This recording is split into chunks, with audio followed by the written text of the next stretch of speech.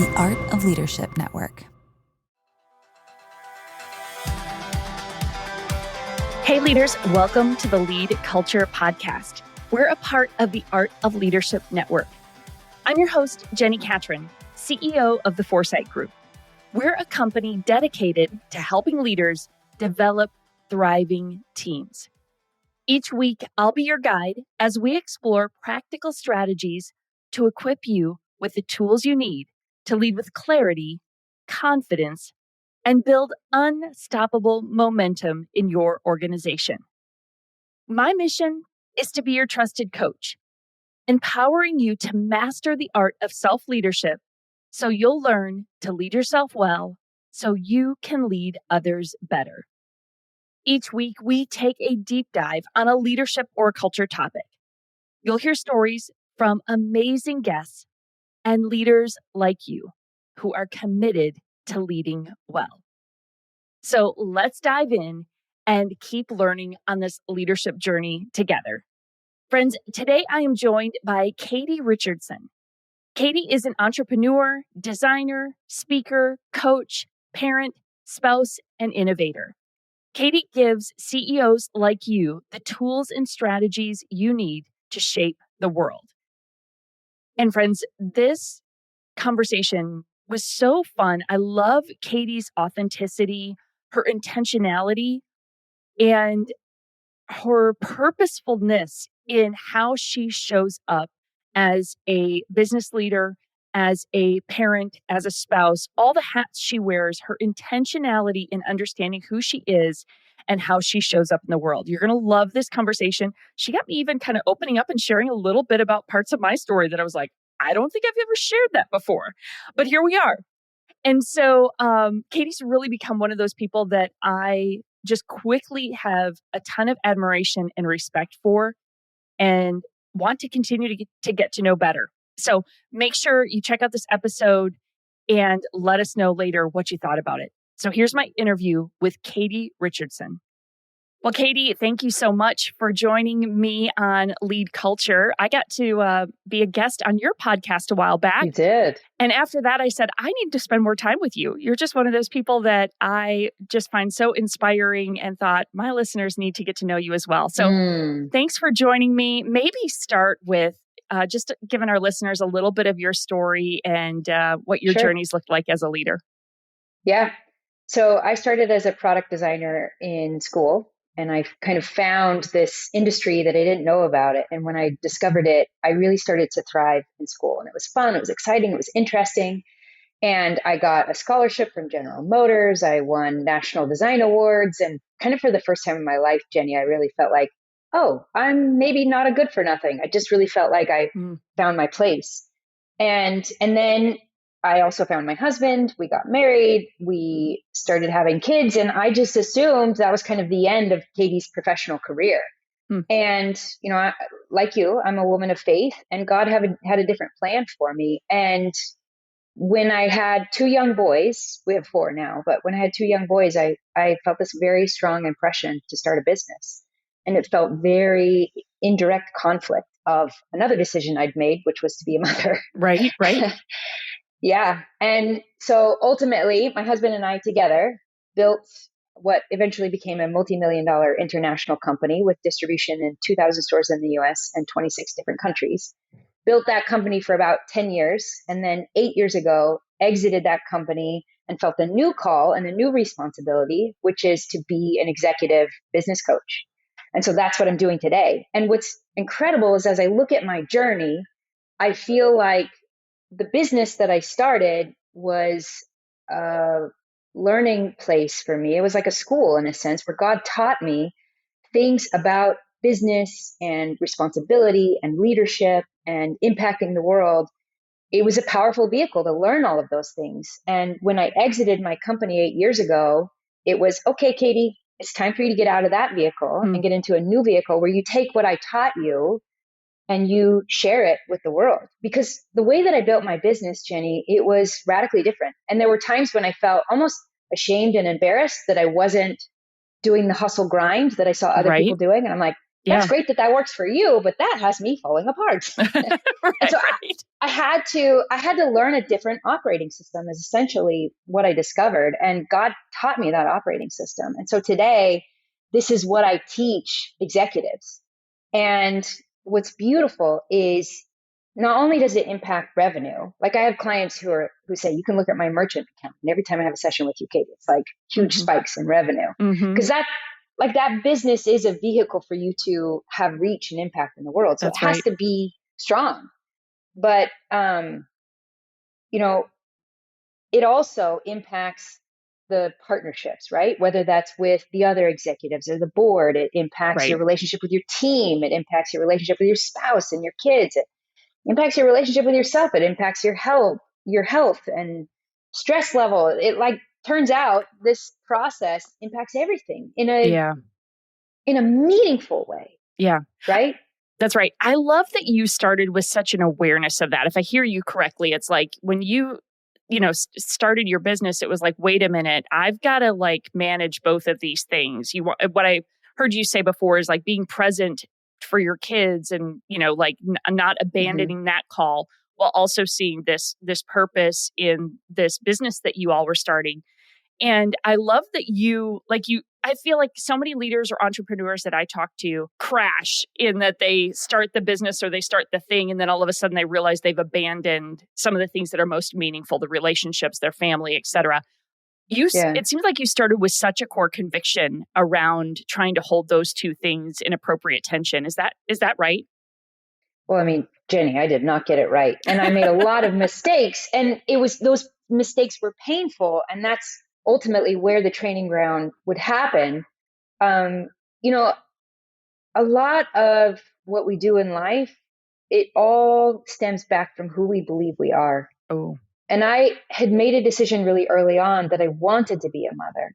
Mm-hmm. And I wanted to help people in the world. And it turns out business is a really powerful vehicle to do that.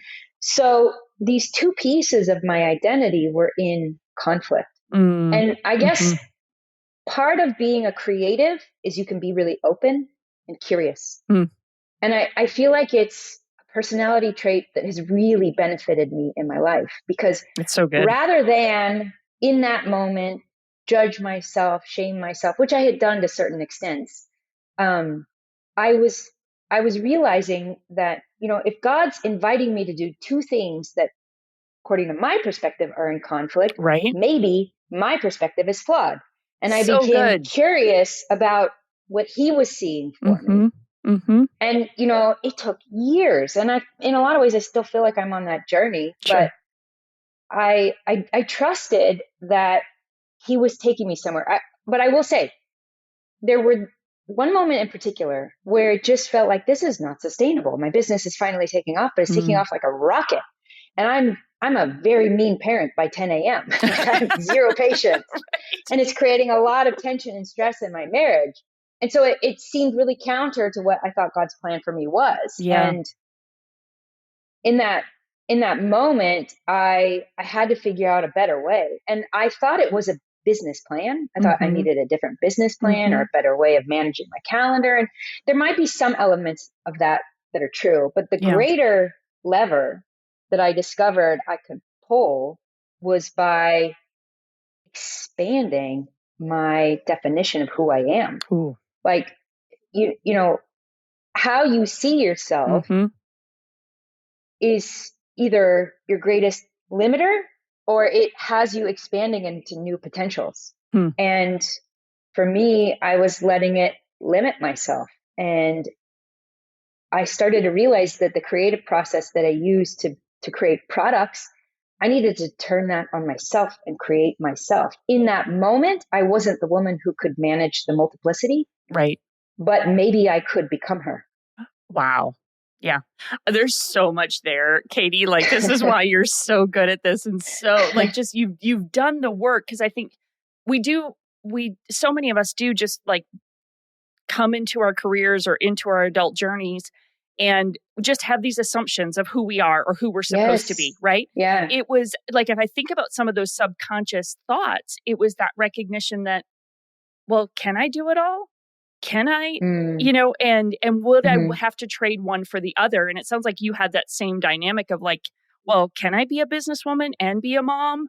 And, and So yeah, jump in. part of what you're not saying is, and I think this shows up in my story, but I'm seeing it in yours too, is we get to these precipices where we have to almost betray the Mm, path, the standard, the expectation that everybody else has for us, the life yeah. they expect us Yep. to live. Yep. And when you give yourself permission to have your unique journey, Mm-hmm. all of a Mm-hmm. sudden you step into the dark. But what you'll find as you step into the dark is, for me, that's where I find God, Mm, because it took faith to step into that dark. And I can't do it on my own because I can't see ahead. And so I right. constantly have to go to Him It's and so say, good. show me what I can't see. Yeah. Yeah. Gosh. So giving ourselves permission to take that unique path and go on a journey, Mm-hmm. Mm-hmm. adventure with God. Mm-hmm. Gosh, Katie, that's so good. Yeah. Because there were even points I went into a ministry context for a number of years, just got me Hmm thinking about that part of my own journey of like Yeah. a number of times Yeah. feeling like making some of the decisions that I made created question marks, or people were questioning, well, why would she Yeah. do that? Or Yes. questioning my values or the things that are important to Yes. us, or is something wrong? Or, like all the Yes. storylines that get filled in when in Yep. fact you're trying to be obedient to the path that you feel like God is leading you through. So 100%. totally Which little will tangent, but like, require, no, that path with God will require so much faith and right, courage. right. And I even say audacity, Yeah. Yeah. because it will look very different than you thought it would. My life looks very different than I ever imagined it would. Sure. Thankfully, in the best possible way, right? We live in Puerto Rico. We have 4 beautiful children. 2 of them are out of the home. One I just mentioned just left for a 2-year mission. The other 2 are homeschooling. I coach executives here from the convenience of my home, and I hardly ever have to travel unless I want to. And it's like the most beautiful life. You should have seen my walk this morning, and uh, Yeah, like I'm the kind of neighborhood envious. and uh, the beauty and the beach and the Mm-hmm. sunshine. And like, I never would have imagined this would have been my life. And what's interesting is, if I had tried to make my life go in this direction, I would have failed miserably, Right. Jenny. Yeah. But when I look back on my life, what's interesting is all the things that I thought went wrong were the essential steps to getting us to where we are in our Mm, life. It's wild. yeah. Give us an example or two, Katie. Like, give us a couple of like specific things that kind of were the unexpected, or where some of those learnings were that have just Yeah. informed how you're coaching and leading now. Yeah. So I started in physical products, built up a physical products business, and this was in like 2010 to 2018. Mm-hmm. And so much was shifting in the physical products world at that time, right? Can't Amazon was imagine. coming on board. Yeah. I actually started in 2008. So Amazon was starting to come on board, and the retailers were kind of taking over. They were seeing the brands and what products were moving on their shelves. I mean, Costco does this all the time. They bring on a brand, and if it does really well, then Costco starts making it, and they're like, sorry, we don't have room for you anymore. And they Right. just like, take up your whole market share that you Yeah. had developed, right? Or internationally, I have proprietary products that we had patented and trademarked, and internationally, companies, if you didn't file for a patent and trademark in that company, they will literally just take your brand and take your product, and they go get the trademark on it. It's like, Right. wait, what? Like, Yeah. I How does made that that in happen? my Yeah. bedroom at night when my kids were asleep, and it's wild and crazy. So like, okay, so one example is, we were at a season in the business where things were shifting significantly in retail. And I don't have to go into too much detail, but in order to scale, Mm-hmm. and in order for my product to be economical, I have to be operating at scale. Yeah. And to get to scale, I used retailers. Well, retail was shifting. And so then we were needing to go direct, but going direct is a totally different game. And like moving your inventory when you're going direct, that's a totally different game. And so we were in the process of shifting and maybe incorporating a digital product world and trying to develop our direct to consumer relationships. And we were looking for the right partner to move into this new phase of business. And we found a partner, but they ended up buying the whole company. And like that hadn't been our original plan. Sure. We had like this whole long-term plan about Pudge University and teaching people about parenting specifically. It's like, here's a bathtub and let's talk about what it means to be a parent and how you can do Right. that and actually help your kids in really profound ways. And so like we had developed this plan. We thought that's what we were going to be doing. I was ready to kind of be an influencer and a leader in that, which Yep. I felt very insecure about, but we won't go into that. Mhm. And we get this offer, and me in particular, like I felt strongly we need to exit the company fully and move into a new direction for ourselves and our family personally. And Sure. my husband wasn't on board at first. And so it was about trusting that, and like he trusted me and I was trusting God and making that decision. But again, like that did like we thought we were building something to hand down to our kids. Right. That So was going to be a totally vehicle. different picture. Totally different. Yeah. Yeah. So that's just one example. I mean, what about you? What experiences have you had in your life where you're like, okay, the plan is X and then Y and then, oh, hello, Right. not going to happen that way, right? Yeah, exactly. I think a lot of some of my career moves, I went from working in the corporate world initially and thought, I'm going to be a CEO of a record company someday. This is dream job. This is the trajectory I'm on. And then God brought just this crazy unexpected pivot. And I went into church leadership for about a decade. And Wow. I was, just completely unexpected. But what that did was it opened doors for all of my speaking and writing, and the work I do now was a byproduct of just the unique opportunities and things that I had in that space. Would have never anticipated or dreamed. And I had that little girl dream from back in third grade when I wanted to write a book and thought, you eventually shelf that dream. And then I'm in this role at a large megachurch in the US that I was getting a lot of just attention for being a female leader in a space that was not always female led. Yeah. And it just created these unique opportunities. And all of a sudden I'm getting invitations to write books. And I'm thinking, what has just happened? Right. But it's like, but you're and that's a positive one. I also had a move that I made from one organization to another that I had really high expectations of what that was going to look like. And it completely was not what I expected. And it brought me to one of those, I call them the crisis of purpose moments in your journey where you're like, I thought I understood my why. I thought I understood what I was doing and why I was doing it. And all of a sudden the circumstances shifted and it made me question everything. Right. And so, you speak so much to the identity piece of like, do I truly have a clear sense of who I am and what I'm called to? And maybe it'd be good for you to speak to that a little bit, because I know that identity thing, you named it earlier, but how do you coach leaders to really get clear about their unique identity and not just wrapped up in what they do? Because I think for a lot of entrepreneurs, a lot of senior leaders, it's like what I do is who I am, and extracting that is such deep work. So maybe speak to that a bit. Well, a couple different things. First, a year into our revenue, when we finally started selling our product, it took off and we did $1 million revenue. This was in like 2010, 2011, in a year. And we'd been nobodies. And so it was a really big deal for us. Sure. And immediately on the other side of that, we almost lost the company.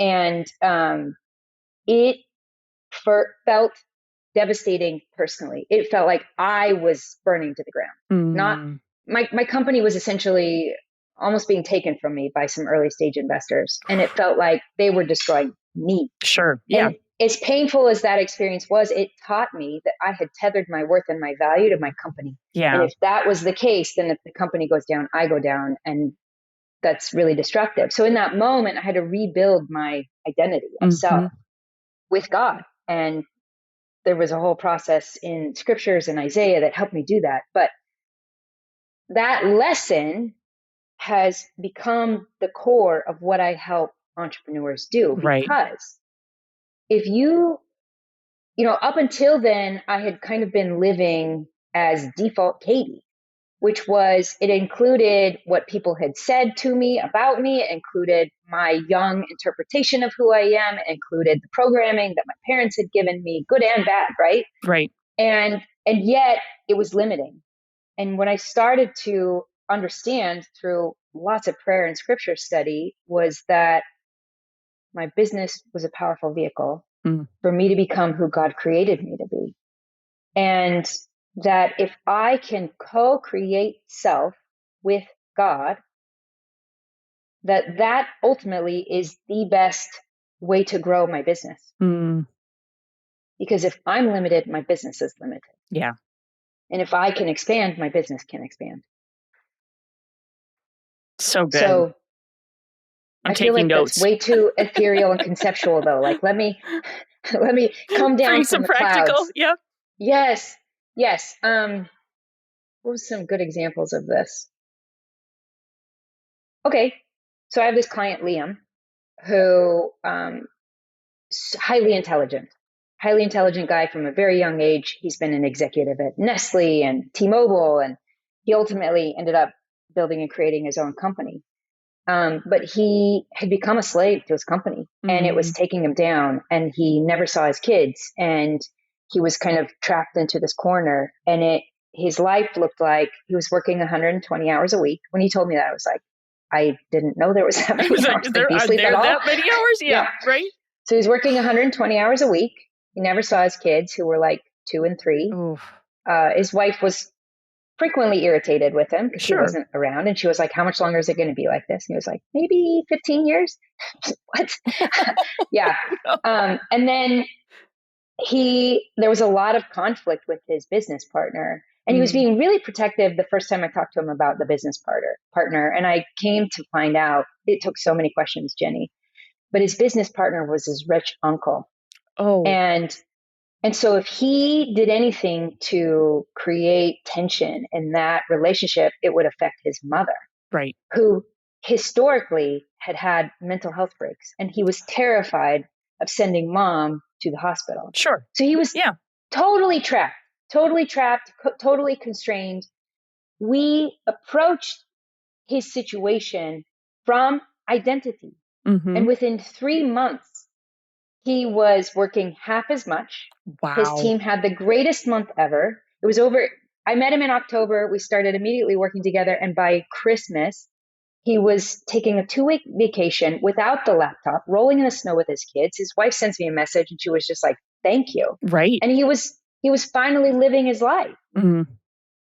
So business, those two things that we started with, right? Two things that seem so in conflict. Right. When you understand the identity piece, you can not only benefit personally, but your business benefits. Yeah. Yeah. Is that one of the fundamentals, Katie, that you walk leaders through in your Vital framework? Tell us a little bit more about, you don't want to give them all to us because we need to actually engage you. No, I can. But I'll go through it fast. Yeah, give us a little bit of that overview of that framework. So I referenced how God taught me some things in my own business, and then I take that and I teach it to entrepreneurs. And what I did is I developed a framework around it. It's called Vital. The V stands for vision. We need a point on the horizon that you and the team are aligned and aimed at. Right. And too often, everyone's aiming at something else. And so it's like herding cats because you're literally all aiming at different things. So what is that thing that we're all aimed at? Yeah. The second is the inspired path. If you understand your values, there's 1,000 ways that we can get to that point on the horizon. We need to find the path that aligns with your values. Right. So what is that inspired path for you, for your team? Because I believe what you do professionally, it has the potential to bring a lot of meaning into your life. Right. But if it's just work and it doesn't align with your values, then you're constantly showing up incongruent in life. So what's that inspired path that is true and real for you? So good. The T stands for team. Too often we try and lone wolf it. That's so good. That's especially a passion point for me. Performers. Yeah. Oh, totally. I have no idea what you're talking about. I was actually just re-listening to an audio from my daughter when she was like 4, and she got really upset at one point, and she said, "I don't need no peoples." Oh, And I I was like, love it. "Oh, I totally know what you're talking about. I Right. don't need you. I could do this on my own." And that attribute really benefits us to a certain extent, but then you can't lone wolf it past, Mm-hmm. like you can only take that so far. And then Right. eventually it will destroy you. Yeah. And so understanding how to utilize your team, empower your team, align with your team so So that we're good. all in the same boat, pointed at the same point on the horizon, rowing in the same direction. The A stands for align. And specifically, we've been talking a lot about identity. Mm-hmm. When you don't align with your chosen and created identity, you are out of integrity. Oh, that's big. And being out of integrity, you immediately disempower yourself. Mm. And so alignment starts with the leader first. Mm-hmm. I was just talking with one of my clients. He's a surgeon, and he was super frustrated because one of his partners that he's had for 15 years, who supplies a lot of the products that he uses in surgery, they've been making decisions as a business that is creating negative consequences for his patients. Mm-hmm. And he was super frustrated. And at first he was talking about they're disrespecting surgeons. And I was like, yeah, but you have thick skin. Like, why is that bothering you? And what we ultimately realized is they as a company are only focused on the money. And his priority as a doctor is the wellness of his patient. So that might mean someone comes in maybe for lip injections, and he's like, no. In fact, we need to do the opposite. We need to dissolve that. He's not afraid to do that kind of thing. Right. And that, like, it's not him making money in that moment, right? And he doesn't care. It's like, it's really about the patient. And so what I'm trying to illustrate is his values. Yep. And what he's aimed at is incongruent with his partner. And it's coming to a head right now. Totally. And so, he's one of the most respected and consulted doctors in his industry. And so they're taking it very seriously. He's talking to one of the heads of their department today. So that's why I was consulting him about it. But that's huge. The alignment. So with him specifically, we got him in alignment, and now he can see where and when his team's incongruent, when his partners are incongruent, when he's doing something that's incongruent. So you can good. feel it. You can sense it. Right. Yeah. Yep. And then the L, the last piece, is to lead. It's not enough to know these things. You have to lead and live them. So good. And one of the things that I've learned about business is when you choose to either start your own company or be a part of a big company, you take on the responsibility of leading. Yeah. And I'm just going to be honest, Jenny, that was not natural to me. Leading, I'm the lone wolf. Like, you want me to tell you what to do?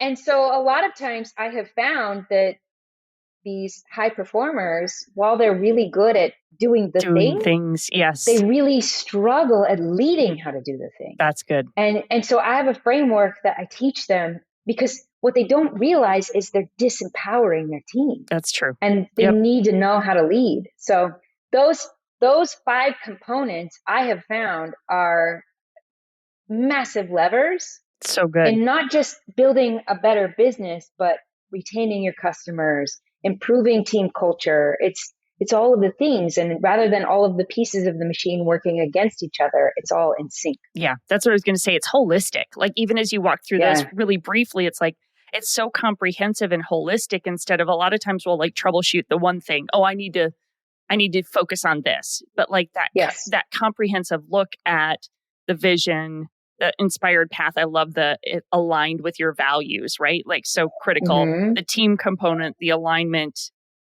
yourself and everyone around you, and then the leadership piece. So good, Katie. So good. Yeah. I mean, essentially, when I walk people through that, it takes us about 12 months. A lot starts happening in the first 90 days, but it takes about 12 months. Yeah. Yeah. Because then you start unpacking, okay, where am I stuck in some of the patterns, the behaviors that kind of, we're even not fully conscious to. So, I mean, this, 100%. I'm such a big believer in the power of coaching and somebody looking at and speaking into our work and our world, because we just can't see it all without an objective outsider. I'd love in the few minutes we have left, we're in a unique kind of, there's so much shifting, I feel like, in our There world, is. just in Mm-hmm. lots and lots of ways.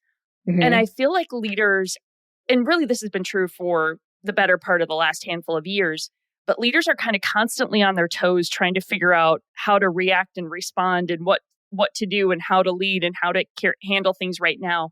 I'd love to know maybe what you're seeing and how you're coaching leaders to stay consistent, resilient, lead Mm-hmm. well. Maybe if there's some themes in the conversations you're having with your clients that you think Oh, are there so totally is. powerful for leaders right now. Yeah, a lot of clients' revenue overall is down. I think it was artificially inflated for a long time and it's dropped back down. And what we're doing is doubling down on Vital. And we focus a lot on brand, we focus a lot on culture. And what's interesting is you talked about how do we react and respond to these shifts? And my answer would be you don't. You stay the course. That's good. And Mm-hmm. you stay consistent. And in fact, part of what we're doing is we're not rebranding. We're getting ruthless in how we execute on the brand. So we are better training the team to be representative of the brand and understand the brand values on a deep level, whether that's in how they dress and how they address the customers, in how they show up at work and what they're doing with the extra time when they're in between clients. So we're doubling down on that. We are bringing in a lot of faith and prayer. And this is something that is really meaningful for me personally. And I think sometimes we can compartmentalize and get kind of our logical business brain. And I'm like, but wait a minute, you read the Bible, right? Like, did you ask God? Did you pray about it? So good. Are you listening? Are you creating space? So that's actually one of the benefits is they're not as busy as they were. There's more space in their day. And so we're talking about meditation. We're talking about prayer. We're talking about journaling and really intentionally utilizing that time for solitude. So good. And prayer and connection with God. Gosh, Katie, I love that. And thank you for even leading in that way. I'm sure, depending on the client and the conversations and so forth, but I've had just some really fun and unique connections and conversations where I'm seeing leaders in corporate business, entrepreneurial spaces who are getting more focused and integrating their faith more into their work. And I don't know if I'm just bumping into people who are doing that or if there's kind of an awareness I'm seeing it too. Yeah, where people are saying, gosh. We cut God out of as a culture for the last 10 years. We cut him out. We killed him. Yeah. And it's devastating. Yeah. And people are searching for meaning. Yes. Yep. I love that you're coaching and leading in that way. Thanks for that. Because there's a boldness in doing that. Well, for sure. I mean, I'm LDS. A lot of my clients are Christian, but some are not. Sure. And so I speak to them in whatever higher power is relevant and makes sense to them. Sure. And, I even have clients who have struggled with faith and they say, I want to believe in God. And I used to attend church. And I'm like, you don't have to go to church to have a conversation with God. I mean, I go to church every week, but right. But a starting point. One client I noticed that every time he traveled, he would get sick. And I said, tell me what's going on. You shouldn't be getting sick every time you travel. Like something is making you weak. And he confessed to me that he gets really anxious when he leaves because he worries about the team while he's gone. Yeah. And so we talked about prayer, talking to God, talking to your father who is on the other side. And in those moments, as the plane is taking off and you're feeling that anxiety, ask God to help you. Yeah. And it was really beautiful, Jenny. He's like, Katie, I did it exactly what he told me to do. I was just praying the whole time. I love it. I love that so much. I said, how did it go? And he was like, it was actually a lot better. I was like, awesome. Great. So good. So meeting people where they're at and understanding what higher power feels safe to them. Sure. And then utilizing that using as a conversation and I'm Christian, starter. So I use a lot of Christian principles, but I speak in their language and meeting them where they're at. And what's interesting is a lot of my clients who grew up in a Christian faith and maybe kind of lost their way, and it's very understandable. They find their way back. Yeah. as a consequence, which is so like, of course, powerful. that's beautiful. Yeah. So powerful. Gosh, Katie, what a unique space. And like you said, the journey that God's had you on and the places he's brought you. And then this place now where one of the words I wrote down early in our conversation was obedience. And that I felt like you've just been obedient to the gifts, the calling, the opportunities, the doors that have opened, being consistent with and fighting for that understanding of how are you wired and gifted and how can you show up in the world with that. And so I use that word obedience out of like that feels like a positive thing to me of like just the being almost maybe congruence, right? Of like, this is who I am and this is how I show up and doing that with consistency. I love that, Jenny. You know what? I needed to hear that. Thank you. I appreciate that. Oh, for sure. For sure. Well, gosh, we might just need a part 2 later or, but Katie, I really have just so enjoyed getting to know you. Thank you for your influence with the leaders and the entrepreneurs and the CEOs that you serve and how you show up with who you are and walk them through such a phenomenal framework to help them just live and lead more congruently. So powerful. How can people connect with you more? I have my own podcast. It's called What's Working Now. And that name it stems from, we didn't talk about this, but part of my design process and kind of creative thinking is understanding underlying principles. And what I've discovered is, we were just talking about shifting markets. The principles will always stay true. It's the application that shifts. Right. Yep. And so what's working now is about what's the principle, what's the current application. So good. And then I'm also active mostly on Instagram. I go through seasons. I do too. And it's Katie.live and it's actually me. And if you send me a DM, I will be the one who responds. I love it. And you can go to KatieRichardson.com. You can learn more about my coaching. Maybe there's an application on there. I don't know. Send me a DM and I can send you an application. But that's how I find and eventually work with clients is they fill out an application and we have a conversation where we kind of assess where they're at and if I think my process and what the work that I do and my gifts and talents, if they're complementary to what you're trying to accomplish. So good. Katie, you're a gift. Thank you for your time. Thanks for investing in us today. Thanks, Jenny. This was awesome. I really appreciate it. I feel the same about you. All right, friends, we're going to make sure all of those links Katie mentioned are in the show notes so you can go connect further with her. Do check out her podcast, What's Working Now, and reach out to her, connect with her. Just such a thoughtful leader that I think is helping us with our perspective about how to show up in our work. So let me know what you thought of this week's episode. Connect with us on Instagram and Facebook at Get Foresight or on LinkedIn at The Foresight Group. And I would love it if you would share this episode. Maybe there's another leader that you're thinking about who just needs to hear this conversation. So share it with them and then go leave us a review. Let me know what you thought of this episode and let us know how we can serve you better. Just email me at podcast@getforesight.com. We would love to hear from you so we can keep serving you well. And if we can connect you with more leadership resources to help you and your team thrive, make sure you're signed up for my free Insights newsletter at getforesight.com. Go to getforesight, GET4SIGHT.com. You're going to see a little pop-up that says sign me up for the weekly newsletter for Insights. And every week we send you thoughtful perspective on leadership and culture resources to equip you well. So check that out. And then we will see you next week.